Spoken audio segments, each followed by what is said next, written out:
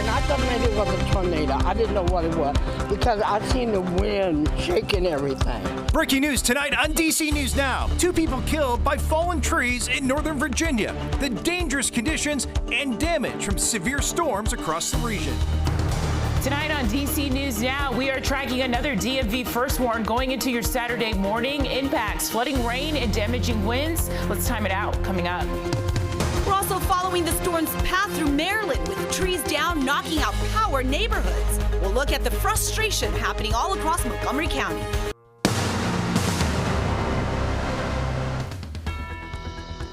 We begin with breaking news tonight. The DMV rocked with dangerous, severe storms, killing 2 people. Thank you so much for joining us for DC News Now. I'm Susan Tran. Hi, everybody. I'm Chris Flanagan. We're still in a DMV first warn day as we head into the weekend. The storms fast and furious. This is video from Southwest DC tonight. Take a look. It was taken outside the Waterfront Metro Station. That's near the wharf. A night market happening then was hit hard by that storm. Over on Capitol Hill, take a look at these images here. This is a tree that crushed this blue Honda Civic and blocking the entire street. This is on the south end side of Capitol Hill there on Walter Street. And take a look, you can see that the tree was uprooted. It smashed onto the hood of that car.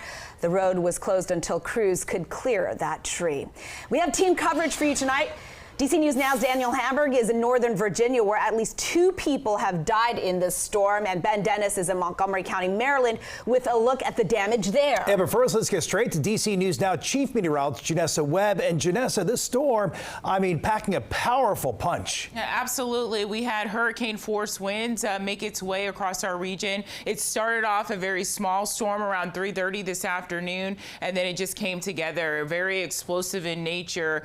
Wind damage along with tornado warnings issued for parts of Baltimore County into Anne Arundel County. And so this is that storm system. Started in western Maryland and then traveled. That's where you're seeing central Montgomery County kind of seeing the worst impacts of this storm. We still have thousands of customers that are currently without power. The highest amounts out towards Fairfax County, stretching up out towards the metro area of Baltimore. And so it's very hot. It's still toasty outside. And so I know our crews are working diligently to kind of get things a lot better in most locations. Live look right now, we are nice and quiet. It's 69 degrees under mostly cloudy skies. Things are quiet for the moment on satellite composite radar, but we have tornado watches farther to our west, and that's what's going to enter our space going into the overnight hours, and dew points are still going to remain very high. I have a time frame for the DMV first warn tomorrow morning that includes from 4 a.m. until 9 a.m. That's when we'll see the highest impacts.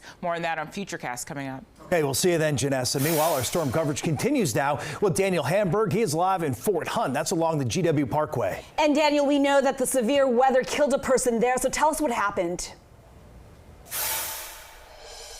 Yes, Susan and Chris, a tree fell onto a car right behind me. It's a little hard to see in the dark here, but you can see how much debris is on the roadway here.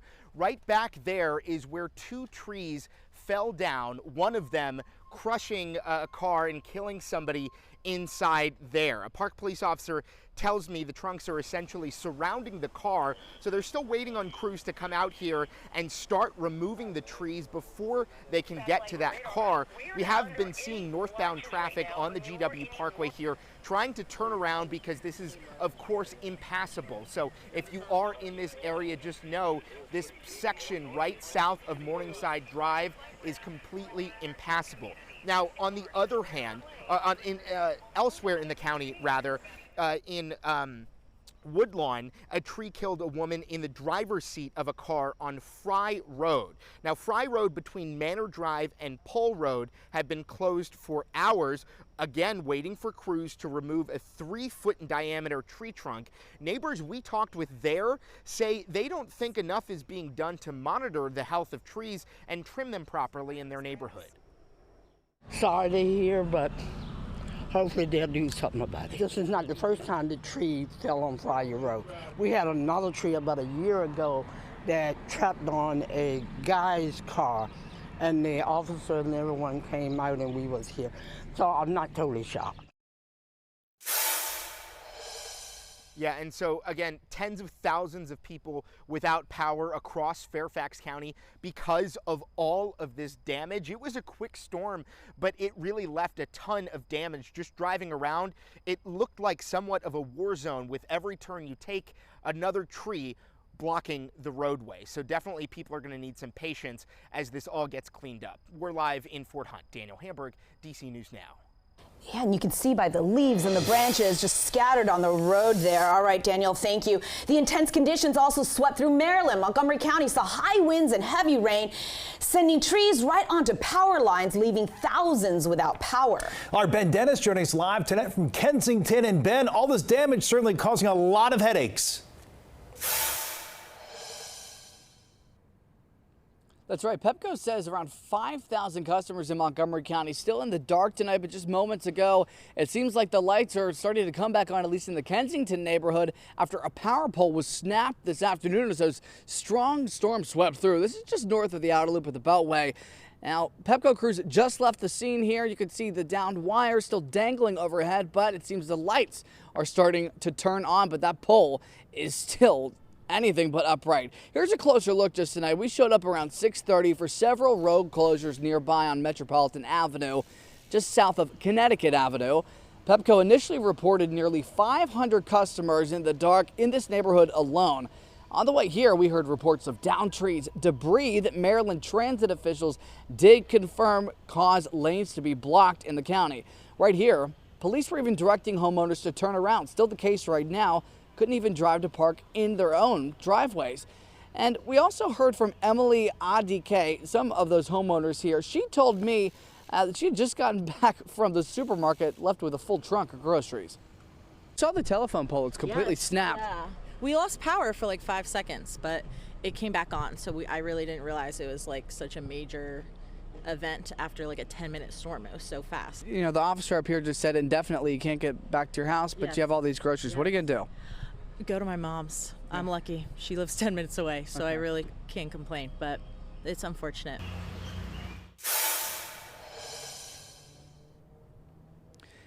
And again, here on Metropolitan Avenue, it appears moments ago the lights started turning back on. Now, Pepco says if you do see any down power lines, immediately leave the area and call 1-877-737-2662. Again, 1-877-737-2662. No official word from Pepco how long it will take for the lights to come back on across Montgomery County, but crews say that they're working as expeditiously as they can to make sure that that happens. We're going to send it to you back in the studio from Kensington in Montgomery County. Ben Dennis. All right, Ben, thank you so much. This has been a deadly and damaging storm, and there is still that third punch that we're watching out for as we head into the weekend. It's a good time to remind you to download our free DC News Now weather app. That way you can get alerts on your phone for where you live. You can also get updates on our website, dcnewsnow.com.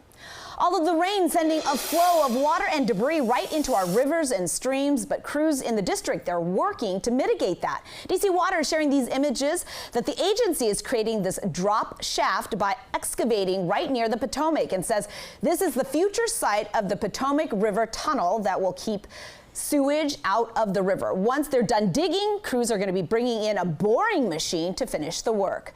The storm has caused quite a bit of damage in Northern Virginia. It has public works crews there in Fairfax County putting up all of these road barriers, but they're warning of the dangers. They're now asking drivers, do not damage or move any of these signs. These are notices at the Pothick Rehabilitation Project there in Mount Vernon, and DPW crews say that work zones can be dangerous and the barriers are there to keep people safe. All new tonight, the Supreme Court blocks the Trump administration from moving forward with deportations under the 18th century wartime Aliens Enemies Act. The justices were acting on an emergency appeal from lawyers for Venezuelan men. They were accused of being gang members, which under that 1798 law made them eligible for rapid removal. Two conservative justices, Clarence Thomas and Samuel Alito, dissented. And it comes as a case to bring home the wrongly deported Maryland father also back in court. Arguments today going late into the evening. The Trump administration now says it cannot provide information on Kilmar Abrego Garcia because those details amount to state secrets. You can see all the protesters out here. The case remains at a standstill despite a Supreme Court ruling telling the government to facilitate the return to the U.S. DC News Now's Randy Bass has more from federal court in Greenbelt, Maryland, right here, where there were a large showing of support for Abrego Garcia. Yes, dozens of people showed up before today's hours-long hearing that really centered and focused on privileged documents that the government says could expose state secrets. Right now, Judge Paula Zena says she doesn't have enough information to determine whether that's the case here. She says the documents and depositions she has before her in the Abrego Garcia case are lacking and not substantial enough or detailed enough for her to grant state secrets privilege. That would have to be based on a clear and reasonable danger to U.S. foreign relations. Abrego Garcia's team says the government hasn't told them anything about what they have done or plan to do to facilitate his return from El Salvador. The government says they're complying with orders to facilitate his return, but Judge Zena says top officials are saying the exact opposite, referring to statements from President Trump and Secretary of Homeland Security Kristi Noem, a defendant in the case, both saying Abrego Garcia will not be returned to the U.S. A judge called those statements problematic, calling them an admission that they are not complying with the court order. At the rally ahead of today's hearing, Congressman Glenn Ivey called on the government to stop what he calls a smear campaign against Abrego Garcia. Stop with the slander campaigns, because none of that stuff works. The stuff they have to say is in court, under oath. They can lie out there in the press conferences, but they won't lie in court because they know they can be held accountable for it. After hours of back and forth, where do things stand now? The courtroom was sealed for additional discussion about what could become privileged in the case. And because of the nature of the arguments that the government is making, some of those last remaining arguments need to be made in secret, so to speak. Still a lot of questions left to be answered, though Judge Zenas is expected to issue a decision sometime early next week. In Greenbelt, I'm Randy Bass, DC News Now.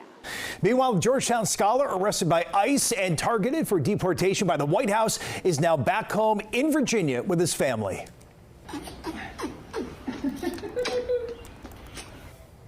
Just a sweet and tender moment there. Dr. Badar Khan with his children. He was arrested in March because of his wife's connections to Gaza. His wife is an American citizen. Now, Dr. Khan Suri was released from an ICE detention center in Texas when a federal judge ruled the Trump administration failed to provide any evidence to continue to keep him. More illegal pot shops are closing up in D.C. The regulating agency closing a Northwest convenience store that police say doubled as a marijuana shop. Investigators say they found several kinds of cannabis products and psychedelic mushrooms. B&K Convenience marks the 54th illegal shop the agency has shut down since it started enforcement last July.